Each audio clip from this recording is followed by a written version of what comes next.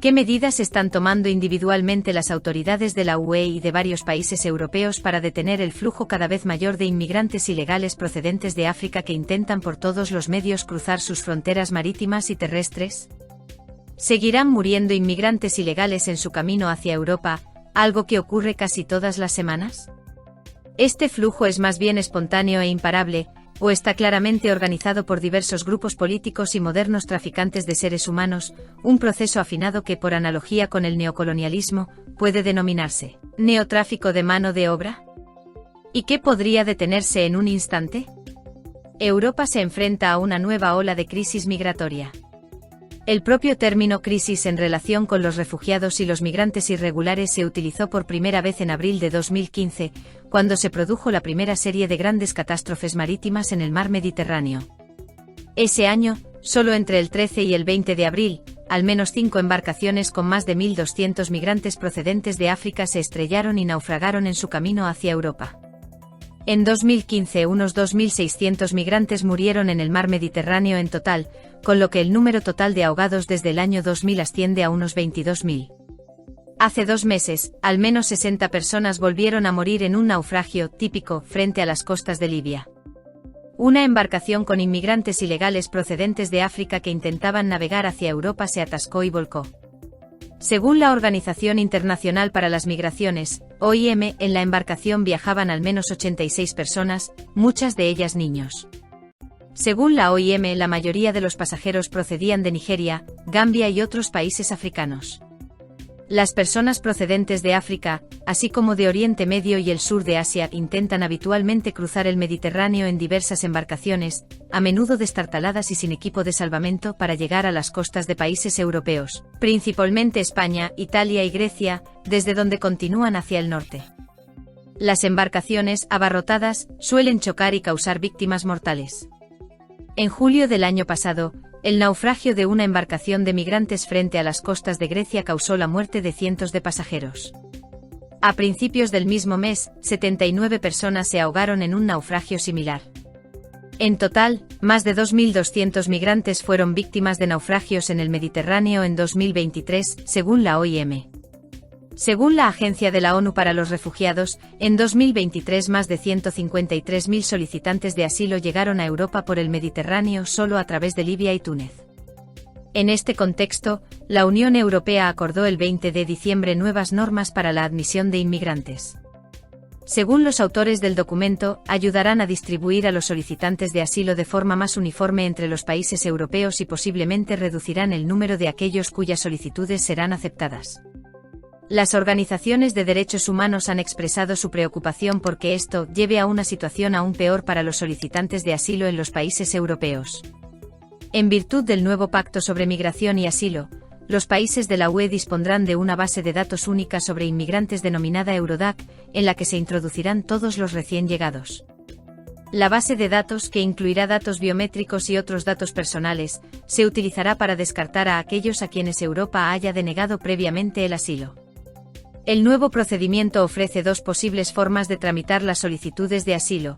A la forma normal de tramitar las solicitudes de asilo se añade una acelerada, no superior a 12 semanas, durante la cual los inmigrantes no se instalarán en sus países de solicitud, sino en centros de acogida en sus fronteras.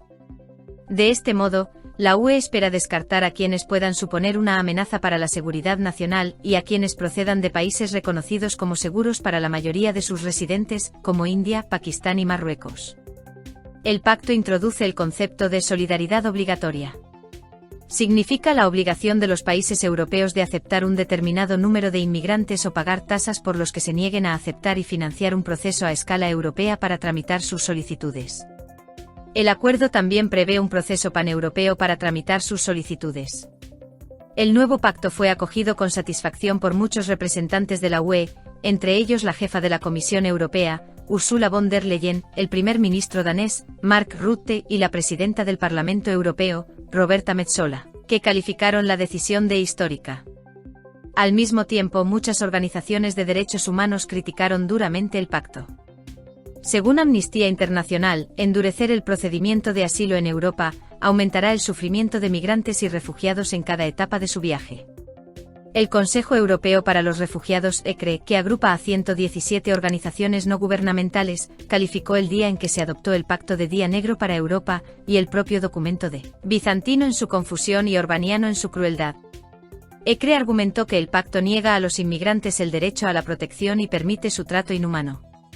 A principios de diciembre, The Guardian publicó un artículo sobre los enterramientos de refugiados y migrantes que, incluso después de llegar a Europa, no pudieron sobrevivir a las penurias y sufrimientos experimentados en el camino.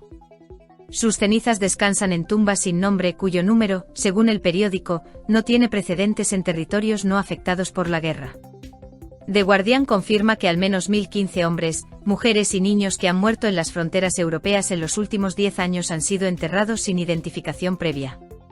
Tumbas excavadas a toda prisa, a menudo sin nombre, se alinean en las líneas fronterizas, cubiertas de maleza en el cementerio de Sidiro, Grecia. Cruces de madera tosca se alzan en la isla de Lampedusa, Italia, en el norte de Francia. Losas sin rostro con la inscripción Señor X en Polonia y Croacia, losas con las iniciales NN.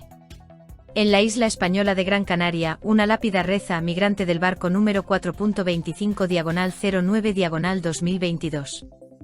Al mismo tiempo, a finales de diciembre, los gobiernos británico y francés aprobaron polémicas leyes nacionales para combatir la inmigración ilegal, que desataron una tormenta de debate e indignación entre sectores de la sociedad británica y francesa.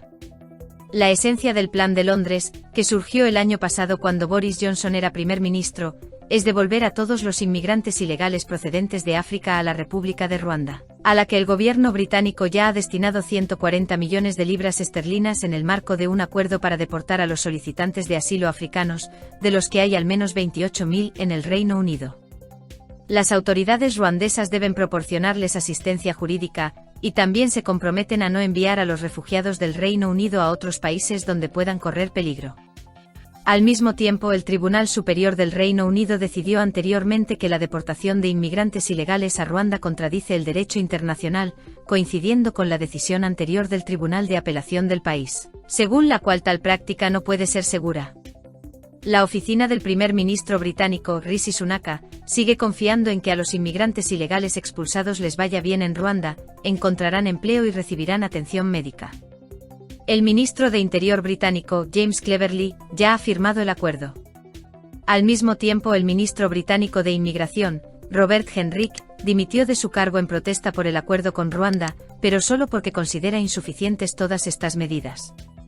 Según el ministro dimisionario, el Reino Unido necesita medidas más radicales para protegerse de la afluencia de refugiados procedentes del continente africano.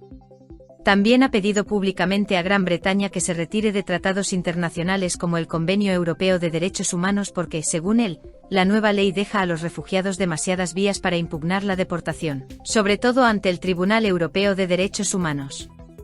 Y en Francia, con 68 millones de habitantes, donde viven actualmente unos 7 millones de inmigrantes, que representan más del 10% de la población del país, y donde solo el número de inmigrantes ilegales podría ascender a 1 millón, el Parlamento votó el 20 de diciembre a favor de aprobar un también polémico proyecto de ley gubernamental que endurece severamente las normas de inmigración. Fue aprobado por ambas cámaras, el Senado y la Asamblea Nacional, después de que el partido del presidente Emmanuel Macron alcanzara un compromiso con la oposición conservadora. La nueva ley francesa simplifica considerablemente las normas de expulsión de inmigrantes ilegales y la introducción de cuotas de inmigración mucho más estrictas. Se endurecen las normas de reagrupación familiar y las condiciones para que todos los inmigrantes reciban numerosas prestaciones sociales. Ahora los inmigrantes desempleados de países no pertenecientes a la Unión Europea podrán contar con ellas no antes de 5 años de estancia en Francia. La actualización de la ley de inmigración ha sido recientemente un punto político clave para Macron, deseoso de demostrar que puede ser más duro en la aplicación de la ley, sin dejar de estar dispuesto a mantener las puertas de Francia abiertas a trabajadores extranjeros cualificados que puedan ayudar a la economía de la nación. Al carecer de apoyo mayoritario en el Parlamento, Macron ha tenido dificultades para aprobar el proyecto de ley, que contiene disposiciones estrictas que no gustan a los legisladores de izquierdas, al tiempo que contiene una serie de flexibilizaciones criticadas por algunos conservadores y la extrema derecha. Inesperado para Macron y su partido, que prepararon el proyecto de ley, fue, como dice el Palacio del Elíseo, el apoyo de la ultraderechista Agrupación Nacional de Marine Le Pen. Dentro de 6 meses, cuando se celebren nuevas elecciones al Parlamento Europeo, la inmigración será un tema clave en ellas. La aprobación de la ley de inmigración por los legisladores franceses podría envalentonar y dinamizar a todos los círculos conservadores y abiertamente derechistas de Francia. Marine Le Pen ya ha calificado la aprobación de la ley de inmigración de enorme victoria ideológica para su partido. El primer sondeo público realizado por la agencia ELAVE por encargo del medio de comunicación BFM TV mostró que el 70% de los franceses apoya la nueva ley, incluido el 87% de apoyo entre los partidarios de Macron. Al mismo tiempo, todas las organizaciones no gubernamentales y de derechos humanos del país calificaron los cambios en las leyes de inmigración como los más regresivos en 40 años, que vulneran los derechos incluso de aquellos extranjeros que llevan mucho tiempo viviendo en Francia. ¿Y cómo se ve la actual situación de crisis no desde Europa, sino desde África, de donde procede el principal flujo de inmigrantes ilegales hacia los países europeos? Nos lo cuenta Serge Yeledinov, africanista, publicista y analista que ha vivido y trabajado durante mucho tiempo en varios países africanos, ahora en la República de Senegal, en África Occidental. Hoy ya podemos hablar definitivamente de la segunda oleada de inmigración ilegal a Europa. En 2022, hubo 327.131 cruces ilegales de las fronteras de la UE, un 64% más que en 2021 y 1,6 veces más que en 2020. Y en 2023, esta tendencia no hizo sino aumentar. Unos 186.000 refugiados y migrantes irregulares pudieron llegar a Europa a través del mar Mediterráneo entre enero y septiembre de 2023, según el Alto Comisionado de las Naciones Unidas para los Refugiados. Y según la Agencia de Fronteras de la UE, Frontex, el número de llegadas ilegales a la UE a través del Mediterráneo central ha aumentado casi un 300% desde el año pasado. Por ejemplo, el número de inmigrantes de este tipo que llegan a Europa, solo a través de Túnez ha aumentado un 1100% desde 2022. La Agencia Europea para los Refugiados, AER, también informa de un nuevo y rápido aumento del número de refugiados en los países de la UE. El número de solicitudes de asilo se acerca rápidamente al nivel de 2015 a 2016, es decir, a los valores máximos de la primera oleada de la crisis migratoria. En total, para 2022, la EUA contabilizó 966.000 de estas solicitudes, una vez y media más que en 2021. Y en octubre de 2023, esta cifra ya había superado el millón. Sin embargo, hasta ahora, estas cifras siguen siendo significativamente inferiores a las de 2015 a 2016, cuando, debido al desarrollo de varios conflictos bélicos en Oriente Próximo y el norte de África, llegaron a la UE más de 1,8 millones de migrantes irregulares. También debo señalar que las cifras para 2022 a 2023 no incluyen a 4,4 millones de ucranianos que también buscan al menos asilo temporal. En los últimos años, 7 países africanos ya han experimentado golpes de Estado con éxito. Incluso ha aparecido un término estable: cinturón de golpes de Estado. Esto muestra claramente de que huyen millones de africanos. Así que el pronóstico es sombrío y la crisis migratoria no hará más que empeorar. La gente huye de África no por los golpes militares en sí, sino principalmente por el riesgo de muerte y violencia, la falta de seguridad y estabilidad, la falta de justicia social y la búsqueda de una salida a la desesperanza de la vida. Y los golpes militares son simplemente un indicador de que los países que los han experimentado han alcanzado ese pico negativo en todo lo anterior.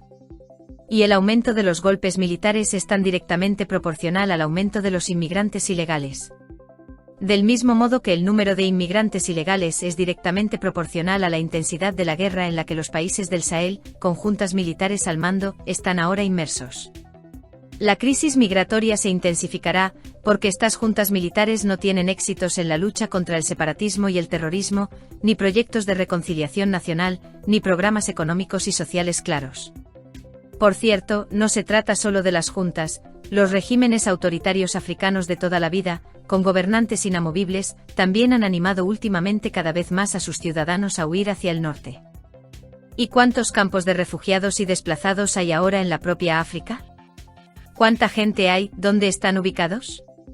¿Y quién los dirige y cómo existen?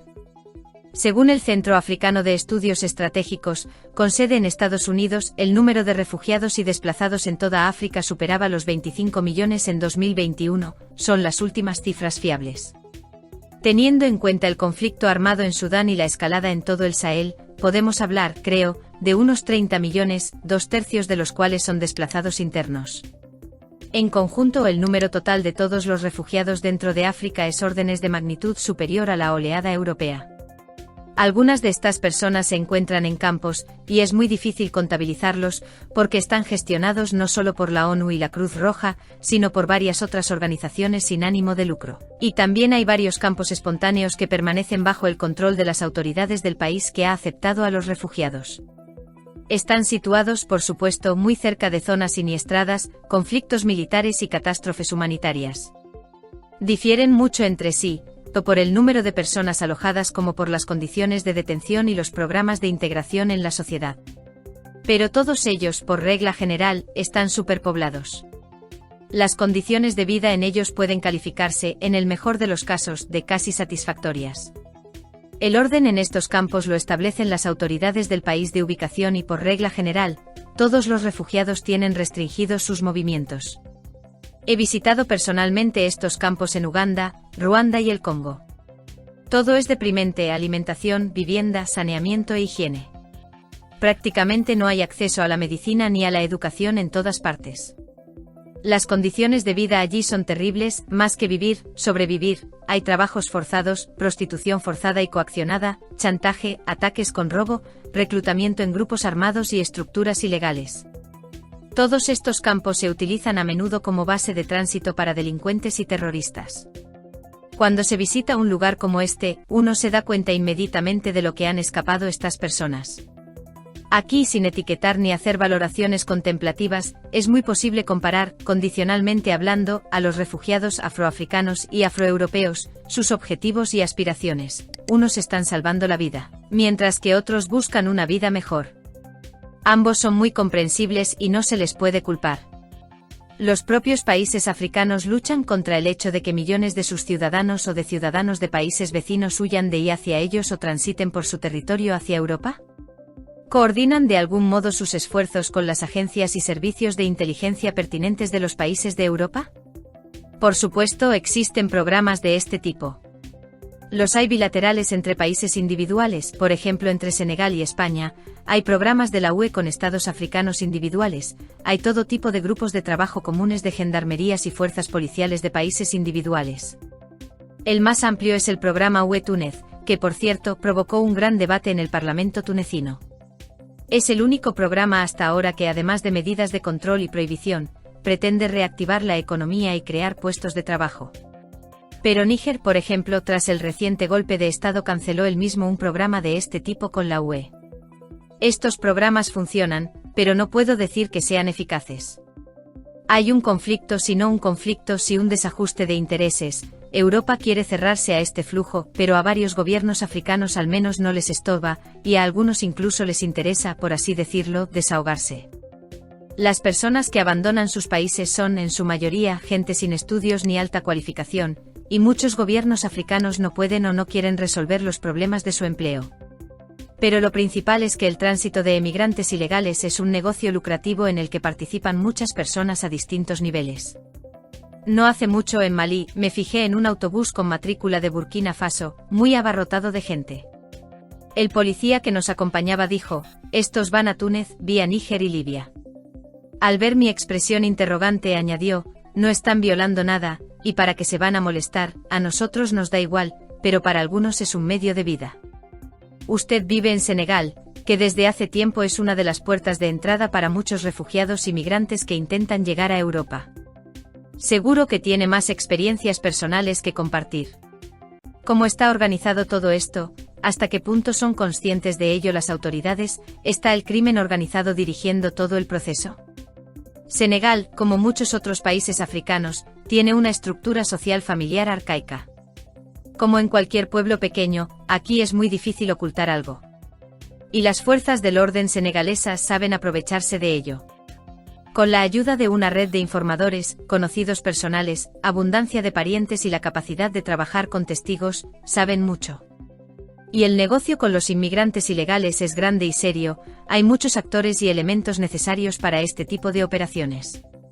Un suceso de esta envergadura, con tanta gente implicada, no puede ocultarse en el espacio informativo bastante abierto de Senegal. Toda nuestra misión consiste en un par de docenas de hombres y 2 lanchas rápidas. ¿Cómo podemos cubrir miles de kilómetros de costa oceánica en Senegal? Un oficial que conozco de la Guardia Civil Española, de su misión de migración en Senegal para detener el tráfico de drogas, el contrabando de mercancías y los flujos de inmigrantes ilegales, me dijo que todas sus detenciones de estos famosos pasteles llenos de refugiados se debían únicamente al chivatazo de la policía senegalesa. Pero esto ocurría con poca frecuencia y de forma irregular. Y las detenciones durante las patrullas en el océano son raras, siempre tiene la sensación de que todo se sabía de antemano en tierra. Subraya, toda nuestra misión consiste en un par de docenas de personas y 2 lanchas rápidas. ¿Cómo podemos cubrir miles de kilómetros de costa oceánica en Senegal? Otro ejemplo. Durante la pandemia del nuevo coronavirus, mientras la población y la economía europeas estaban en cuarentena, el flujo de inmigración ilegal de aquí a Europa prácticamente desapareció. ¿Por qué? Sencillamente estos inmigrantes se volvieron innecesarios, sobre todo económicamente. En aquel momento, la Unión Europea hizo un enérgico llamamiento a Senegal con la petición de que limitara la inmigración ilegal y, en poco tiempo, las fuerzas del orden de nuestro país informaron de la revelación de una extensa red de transporte ilegal de personas. Inmediatamente se detuvo y arrestó a muchas personas, organizadores, intermediarios, reclutadores, propietarios de pasteles y fugitivos frustrados, senegaleses, malienses, guineanos y gambianos. La razón de tanta rapidez es sencilla, de nuevo, aquí todo el mundo lo sabe todo de antemano. Sencillamente no había motivos ni incentivos para cerrar la tienda, hasta hace algún tiempo. El negocio de los emigrantes es siempre una especie de regateo con la Unión Europea. También es una oportunidad para recibir nuevos fondos para programas de lucha contra la inmigración ilegal, por cierto, normalmente bastante importantes para el presupuesto de todo el país. Es decir, dependiendo de la situación, este grifo de los inmigrantes siempre puede abrirse o cerrarse aquí. Por supuesto, los líderes de todo este negocio tienen conexiones con el mundo criminal y en la sombra de toda Europa, que siempre necesita nuevos correos de drogas sin ley, prostitutas, infantería criminal, o simplemente trabajadores para la producción clandestina de, en el mejor de los casos, productos falsificados. Y no es ningún secreto que hay un flujo constante de coches robados, maquinaria diversa y equipos hacia África desde Europa. Creo que es obvio que los africanos de los países africanos también están implicados. Por supuesto, todos los africanos que se encuentran en Europa, que quede claro, no pueden considerarse en absoluto migrantes ilegales vinculados al mundo criminal, es absolutamente falso. Los países europeos se enfrentan hoy a 2 formas de migración, a través de agencias de empleo oficiales que contratan a personas legalmente, incluso en África, para trabajar en el extranjero, e ilegalmente normalmente por mar, con gran riesgo para la vida. Hoy en día, cualquier inmigrante que entre en suelo europeo es probable que se quede allí. Inmediatamente me vienen a la mente varias analogías y proverbios, como el medieval, el aire de la ciudad hace libre, o el ruso, no hay extradición desde el Don. Todo tipo de organizaciones de derechos humanos, estructuras no gubernamentales, misiones humanitarias con toda una plantilla de abogados harán todo lo necesario para ello. Así pues, permítanme partir de la base de que no estamos ante un fenómeno social global natural, sino ante un proceso organizado, en cualquier caso, que por analogía con el neocolonialismo, puede denominarse comercio neolaboral. Los empresarios de los países europeos, Francia, Gran Bretaña y casi todos los demás, reciben una afluencia de mano de obra barata y casi gratuita, y sobre todo para los negocios en la sombra y el crimen organizado.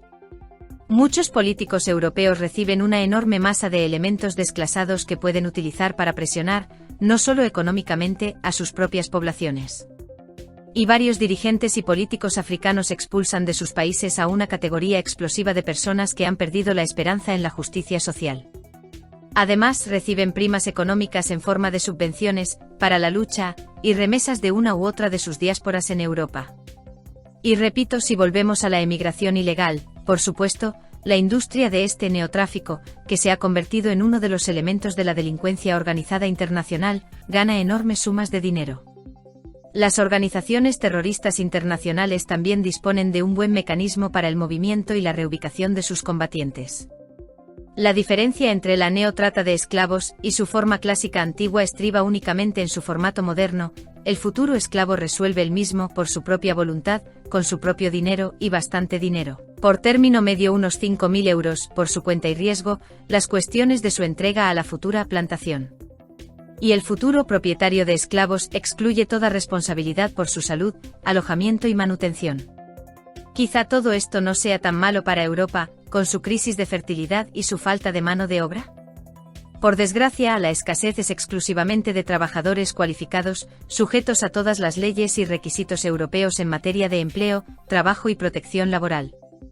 Inmediatamente después de la noticia sobre la adopción de esta ley de Macron en Francia, llamé a un restaurador que conozco en la ciudad francesa de Aviñón, originario del país africano de Costa de Marfil, para preguntarle en qué medida esta ley le ayudaría en términos de escasez de mano de obra.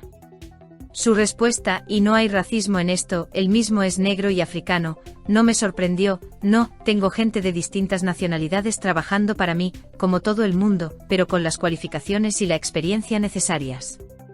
Un inmigrante recién llegado es, como mucho, apto para un puesto de becario. Pero si todos los inmigrantes ilegales y de otro tipo para facilitar los trámites, se hacen llamar cocineros y camareros, me veré obligado a contratarlos por cuotas.